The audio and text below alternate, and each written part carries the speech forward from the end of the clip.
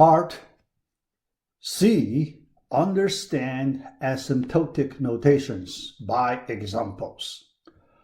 After this video, I will use a sequence of examples to show how to prove a given function belongs to certain type of class using asymptotic notation. Okay, all right. So let's start with this first topic, C.1, graphs of asymptotic notations. We try to get a visual understanding of three. In this part, I just want to show you three different classes related to asymptotic notations. All right. The first one, graph of big O notation. Big O notation first. So let's look at recall the definition of big O notation a little bit. All right. Here, big O of G of n. G is some growth function. Big O, we emphasize upper bound. Upper bound. So that means for a given function f of n, we can use a positive constant c times g of n, which is greater or equal to f of n for n greater or equal to certain integer n0. N0, we can find it. After we find it, we fix it. When we change n going larger and larger, we do not need to touch it. As soon as we determine it, it is fixed. So we never touch it again, but this side, n goes to infinity. So that's the meaning, big O notation. From the graph, let's look at this graph. So the definition, I just described it. Here you can see the graph of f of n. Here, this curve, the graph of f of n. Right? All right, that can be controlled by c multiple of g of n. C times certain positive, c we can find c positive constant times g of n, put on top of it,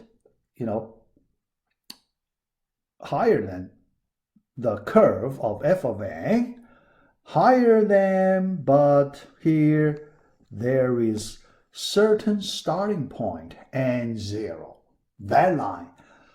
That means when n passes that line, get across, moving from left to right, across this line, and 0, then f of n is under control of c multiple of g of n. Okay? All right. At the left-hand side of n0, it doesn't matter which one larger, which one smaller. It's not important. It is not important. Why it is not important? Because I explained overhead, right? The overhead part could, change a lot. So this part, overhead part, will,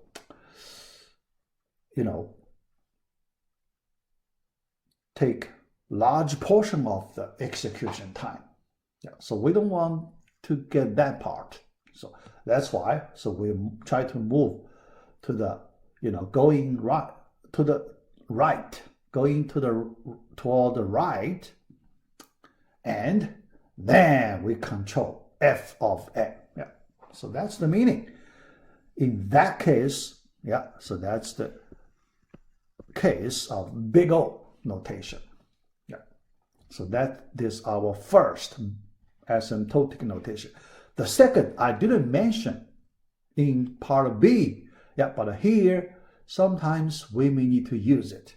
So here, so let me describe it. Then we use graph to, visualize this notation. Yeah. So what's that? It is called big omega notation. Big omega, just the opposite of big O. Yeah. Big O, we look at the upper bound.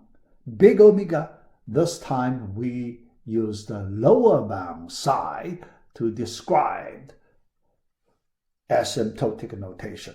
All right, yeah, let's look at the definition. Yeah. For a given function, g of n, the growth function, we already know it. Okay. The notation big omega of g of n represents the set of functions f of n that satisfy the following conditions. Okay, yeah. There exists some positive constant c, okay, and some non-negative integer n0, such that f of n greater or equal to c times g of n, lower bound, yeah, for all n greater or equal to n0.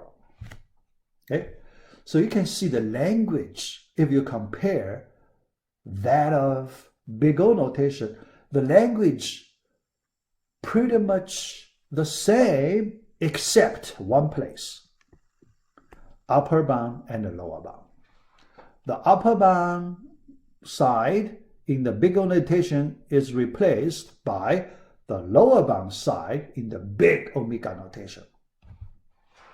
Yeah, yeah. In this way, so we have appropriate language. We can describe upper bound, lower bound. If both upper bound, lower bound, we already have it, big theta, right?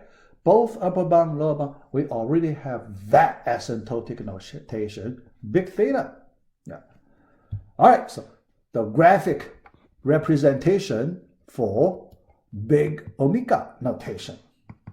Here you can see similar to our previous graph, but this time we, at the bottom side, we use c multiple of g of n to support, this time support. Yeah, previous time we cover it, okay, put on top of it, cover it. This time we support it, okay, at the bottom, from the bottom, bound it from the bottom. Yep.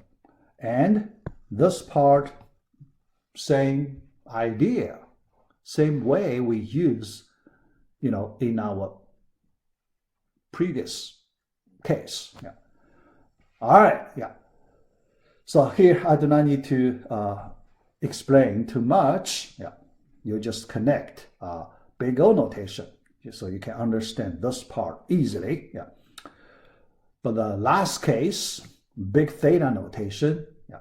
So this one, we learned its definition before. Okay. Yeah. This time we need to find two constants, C1, C2, yeah, and also n0 point. Yeah. Then when we use inequality, we need to bound f function from two sides, yeah, lower bound side and upper bound side. That's simple. Okay.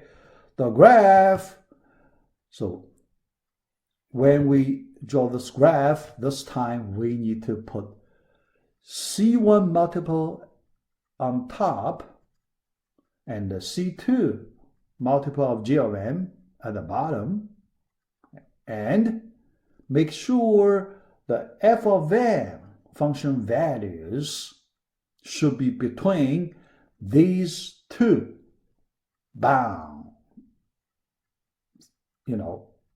multiple of g function, yeah, when n greater or equal to n0.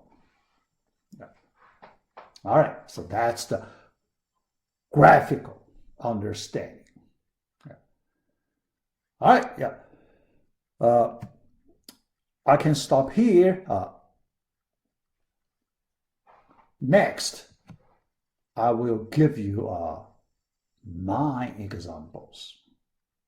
9 examples. We need to show a given function belongs to certain type of asymptotic notation function class. Okay. All right. So let's finish this C.1 first.